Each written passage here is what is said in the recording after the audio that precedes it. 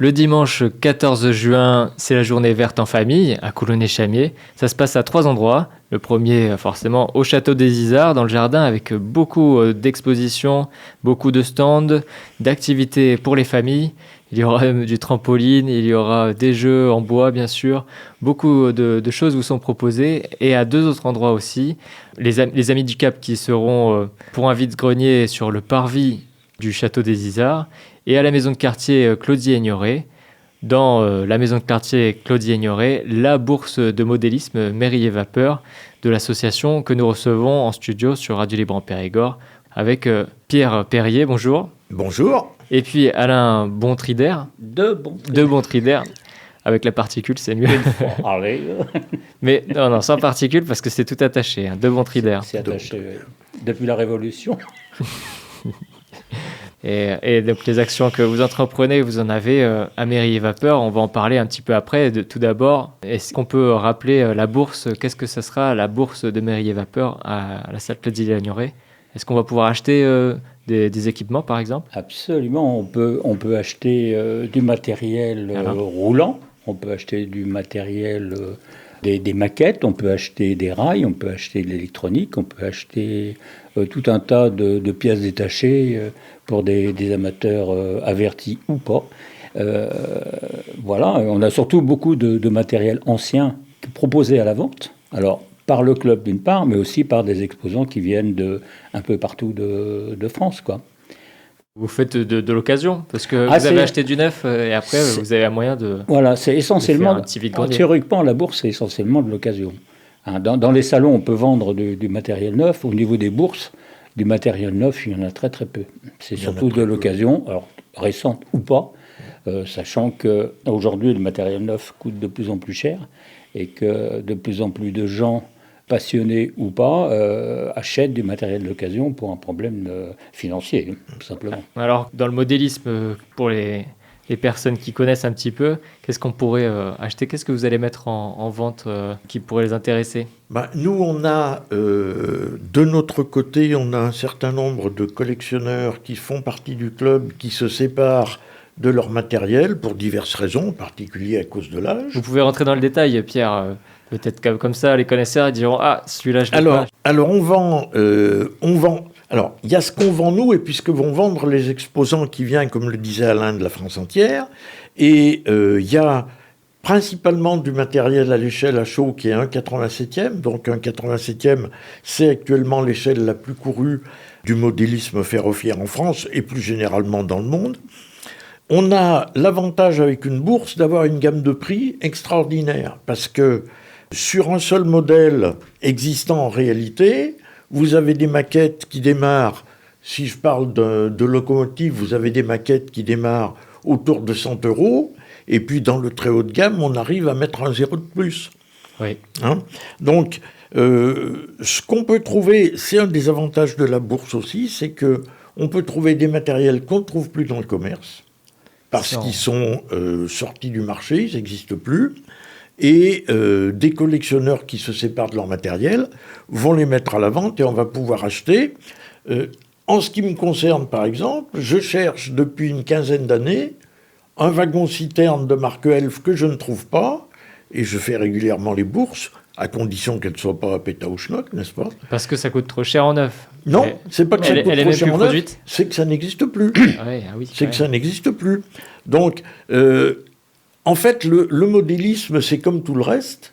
Il y a des marchés, et puis un marché, je ne vous apprendrai rien en vous disant que ça naît un jour, ça croît, ça a une période de plateau, et puis après, ça redescend et ça s'arrête. Donc, c'est comme si je voulais aujourd'hui acheter une Diane Citroën de 1960. J'ai peu de chances de la trouver en bon état. Donc il faut que j'aille courater dans les expos à droite et à gauche pour la trouver. Le wagon que je cherche, qui n'existe plus depuis une vingtaine d'années, c'est pareil. Je le trouverai un jour, je le sais. Eh bien, peut-être que votre wagon, vous l'aurez. Si on partage cet enregistrement à toutes les associations qui, comme Mairie et Vapeur, font du modélisme, mais vous nous parlerez aussi des autres activités que fait l'association. Eh bien, il y en a plein. En France, vous avez sollicité lesquels pour faire venir des stands, des exposants? Là où il y a des salons, par exemple, à Clermont-Ferrand. Non, pas forcément. On a pas mal de personnes qui viennent du côté de Limoges, Angoulême, Bordeaux. On en a qui viennent de Bretagne. Alors, je ne sais pas si c'est Nantes ou Brest. Parce qu'il me demandait un emplacement pour son camion, parce qu'il dort dedans. Donc, on a une personne qui vient de Lyon. On a un Lyonnais dans la bande, oui. Et c'est déjà arrivé lors des précédentes éditions, sachant que les éditions, c'est pas une bourse que l'on réalise tous les ans, on la réalise tous les 2 ans, avec, en alternance avec un autre club qui se trouve à Neuvic. Donc ça, c'est un accord avec eux. Ça s'appelle Neuvic Modélisme Ferroviaire, de mémoire. Ça s'appelait avant, au tout départ, le club de Neuvic, c'était un club de photo. Ça s'appelait NCPC Neuvic Cinéma Photo Club. Donc, comme il faisait plus que du modélisme du circuit automobile et du circuit de train, ils ont fini par s'appeler Neuvic Modélisme. Donc, tous les 2 ans, vous faisiez cette bourse On la réalise à la salle Aigneret, qui est tout à fait adaptée en termes de surface, en termes d'accessibilité, et puis en termes d'environnement à ce que l'on attend. Ah oui, il faut des prises électriques quand même. Il faut des prises électriques. Il faut des rallonges aussi. Mais ça, on a tout ce qu'il faut au niveau du club. Sachant que pour certains exposants qui réclament justement un branchement électrique, on s'arrange à ce qu'il soit en périphérie de la salle. Et vous, Alain, est-ce que vous avez des demandes particulières parce qu'on a entendu les demandes de collection de pierres. Vous recherchez quelque chose ? Non, je recherche... Enfin, moi, de temps en temps, je me dis, j'arrête le modélisme parce que ça coûte trop cher. Et le soir même, je suis prêt à acheter une machine parce qu'il y a un prix intéressant. Il y a une passion, ça s'explique Non, pas. moi, je m'oriente sur une période, une époque, qu'on appelle en termes de modélisme. C'est l'époque 3, qui correspond à la fin de la vapeur, qui est remplacé petit à petit par le diesel, et en même temps l'apparition des machines électriques, quoi. Oui, alors vraiment, on est au tout début de l'histoire du train, et c'est ce qui va nous faire peut-être la transition, parce que pour Mérier Vapeur 24, cette association à Coulonges-Chamiers, c'est très reconnaissable, hein, quand on parcourt la ville en voiture, on tombe sur le rond-point Mérier, et cette locomotive, qui est une des sections dont est composée l'association. Il y a 3 sections, le modélisme en est une seule, et les 2 autres. C'est une des sections, et c'est même la principale, parce que l'origine du club, c'est Michel Dasseux, qui était maire à l'époque de Coulonges-Chamiers, qui voulait mettre à l'honneur le passé cheminot de l'agglomération de Périgueux, et en particulier de Coulonges-Chamiers, et qui a fait venir du musée de Mulhouse, qui s'appelle maintenant la Cité du Train, qui a fait venir la locomotive anciennement Paris-Orléans, qui est sur le rond-point. Et cette locomotive, alors il y a une particularité à laquelle on tient beaucoup, c'est qu'elle est arrivée sans son tender, et que le tender, c'est nous-mêmes, le petit chariot qui est au cul de la machine, dans lequel il y a le combustible et l'eau pour faire la vapeur. Et ce tender, c'est nous qui l'avons construit. D'accord. Parce qu'il n'était pas là, donc on a reconstruit ça avec... un châssis qu'on a acheté à une autre asso de Saint-Étienne. Ah oui, d'accord, donc même pas avec du neuf. Même pas avec du neuf. Ah non, surtout. Les soudures sont neuves. Mais... On ne pouvait pas, il n'y en a plus du neuf. La caisse à eau, c'est un éleveur de bovins de la région qui s'en servait comme abreuvoir pour ses bêtes. Hein. Et puis le reste, c'est nous qui l'avons fabriqué à partir de rien. En tout cas, c'est beau. Et puis c'est l'aménagement, l'entretien qui est une tâche que l'association entreprend.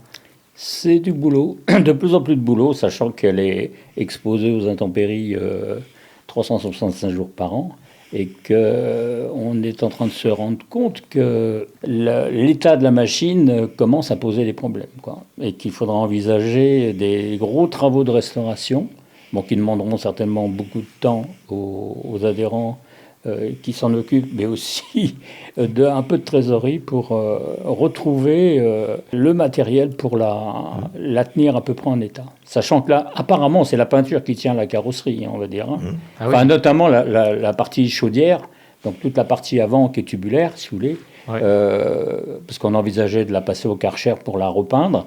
On craint que le Karcher perce carrément la tôle. C'est piqué, c'est corrodé. Il y a des endroits, c'est très en apparence, corrodé. Non, mais en réalité, oui. Et ça, c'est un gros souci. Donc, elle risque de tomber en morceaux dans les années à venir si on ne s'y attelle pas, quoi. La difficulté étant, pour illustrer ce que dit Alain, que si on a du matériel qui s'abîme et qu'on n'y fait rien, ça va crescendo et c'est de plus en plus difficile à réparer. C'est un cercle vicieux parce que le métal qui n'est pas entretenu, il se corrode. Après, il tombe en petites miettes et il y a des coins où c'est irrécupérable. Alors, une machine qui roule, elle a l'avantage d'être entretenue régulièrement. Une machine qui ne roule pas, elle subit les intempéries, le vent, la pluie, la grêle, tout le tralala, et sans défense. Et donc, il y a aussi la troisième section... parce qu'on parle donc de cette machine qui ne roule pas, mais pour toutes les machines qui roulent, actuellement la SNCF subit aussi des baisses de budget. Et on va peut-être parler de ce sujet avec l'histoire du train, parce que vous avez aussi une section qui concerne l'histoire du train. Et on peut revenir sur les débuts, parce qu'il y a pas mal d'oublis. On a oublié le fait qu'on a fait un choix de la voiture et qu'on a abandonné les tramways et les trains dans certaines villes.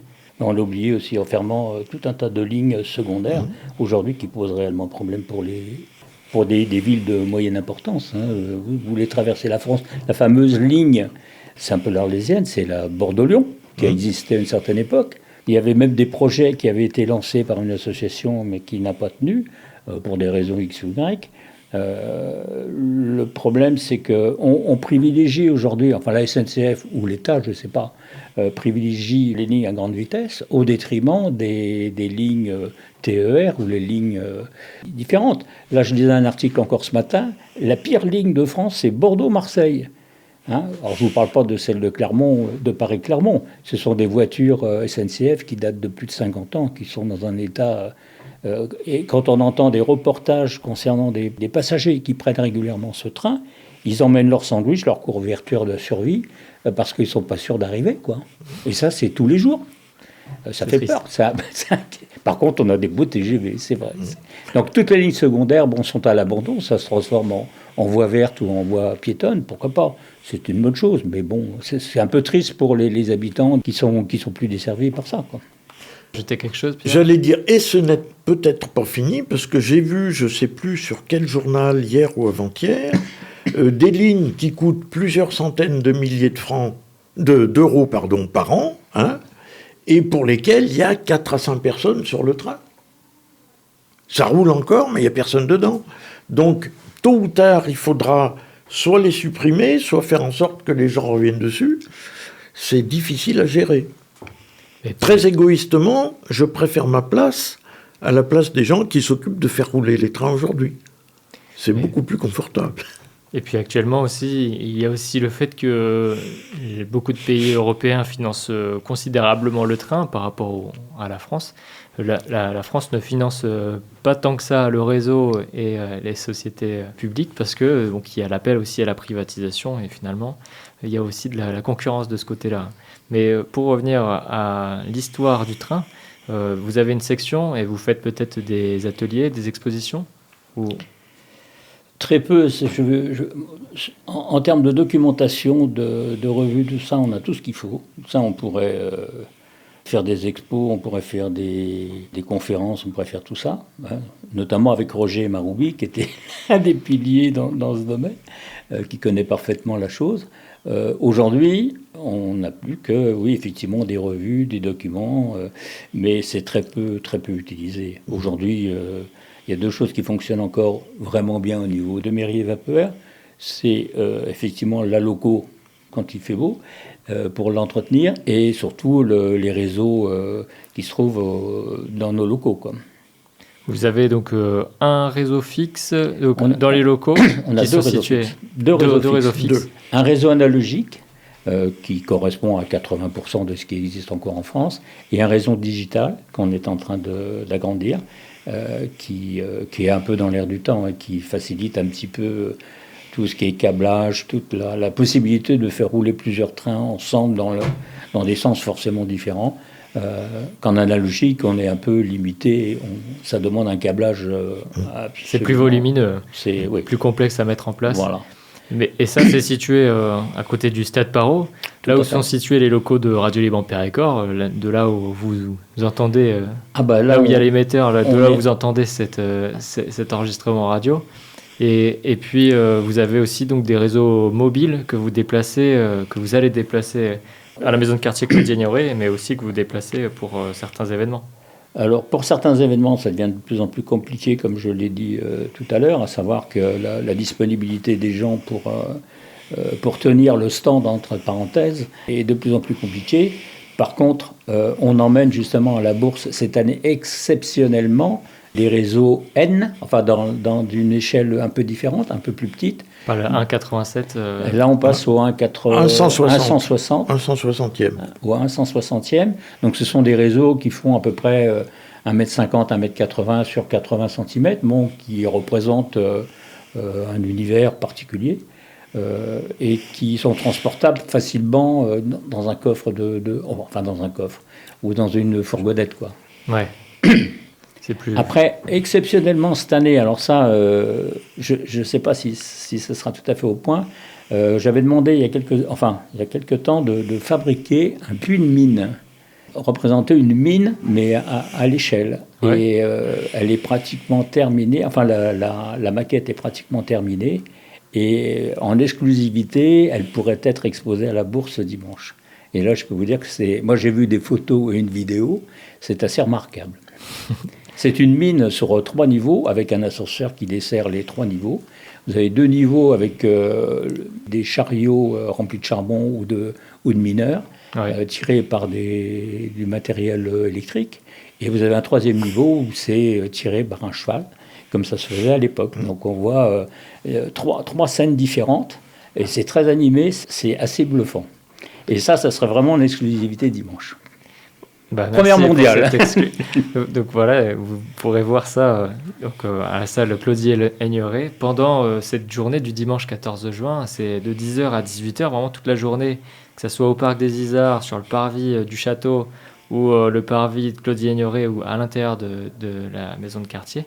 Et vous pourrez donc avoir toutes les associations de Coulommiers-Chamiers presque qui font une journée en famille, donc avec des balades, des jeux, du trampoline, des jeux en bois, des expositions, des ateliers que vous pourrez découvrir en lisant l'article aussi sur Radio Libre en Périgord. On va vous mettre tout le programme complet, le PDF. Et puis, je vous remercie de parler de votre bourse au train, bourse de modélisme de ferroviaire. Pas que, mais essentiellement ferroviaire. L'entrée est gratuite. Bien sûr. Non, contrairement à certaines bourses que l'on voit, parce qu'il en fleurit un peu partout en France, de plus en plus, pour des problèmes de logistique, parfois de location de salles aussi, les entrées sont souvent payantes. Nous, l'entrée est gratuite et il y aura éventuellement des boissons fraîches, pas à disposition, mais qui seront disponibles. Sachant que la météo, j'ai l'impression qu'elle est favorable pour dimanche. Il va faire beau et chaud. Parfait.